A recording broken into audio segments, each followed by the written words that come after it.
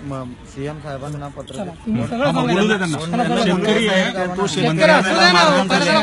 त्याला उपचार घेणं गरजेचं असताना हे लोक त्याला इथे अडवून ठेवत आहेत. 3 वाजता त्याला उपचाराची गरज आहे आणि हे इथे अडवत आहे झाले आणि तुम्ही आणि आता जाऊ देत नाहीये. त्यांची तक्रार घेण्यात येईल. माझं हे मानणं बोलायचं त्यांना बोलू शकता. काय झालं तुम्ही अडचणी द्याल तुम्ही अडचणीत काय येणार? तुम्ही अडचणी द्याल. मी माझं काम करतोय. कशासाठी आला तुम्ही तुमचं काम मी माझं काम आम्ही करतोय. आमचं काम करतोय. उपचार घेऊ द्या पहिल्यांदा.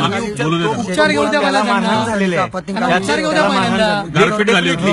गारपीट झाली होती. त्यांचं नुकसान झालंय. ते मुख्यमंत्र्याला भेटायला येत सीएम साहेबांकडे मारताय आणि पोलीस स्टेशनमध्ये दाखल केलेले होते. तुम्ही होतात ते का पत्र तिकडे? घेऊन मी परत रिपीट दाखल करण्यासाठी आलोय. तर यांनी माझ्यावरती जबरदस्ती किती हल्ला केला. 6व्या मजल्यावर गेला होता? हो 6व्या मजल्यावरती. हा, काय केलं तिथे? तर मी तिथं बसलो तर यांनी सांगितलं की इथं बसता येत नाही, असं करता येत नाही, साहेब निघून गेले.